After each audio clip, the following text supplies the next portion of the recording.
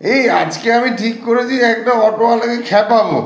আমি সকালবেলা দাঁড়িয়ে আছি মোড়ের মাথায়, একটা অটো এসছে। অটোওয়ালাকে বলছি, অটোওয়ালা দা তুমি চাপারানি যেতে কত নাও? বলছে 15 টাকা। আমি 15 টাকা? আমি 1 ঘন্টা আগে এলাম 10 টাকায়, তুমি বলছো 15 টাকা? এ ভাই, উল্টো পাল্টা দাম বলবে না।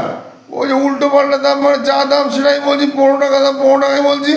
আমি আমি আমি 1 ঘন্টা আগে এসেছি 10 টাকা, 15 টাকা উল্টো পাল্টা দাম কেন বলছো? বলছে উল্টো পাল্টা দাম বলছি, আপনার জেনে শুনুন, না গেলে না গেল। আমি যাবো কেন, যাবো না? আমি অটো দাঁড় করেছি, যাবো বলে আমি 10 টাকা দিয়ে যাবো। ও ও, 10 টাকা হবে না।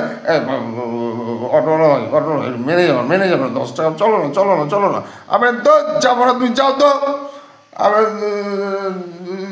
তাহলে তুমি চলে যাও, আমি পরের অটোতে যাচ্ছি।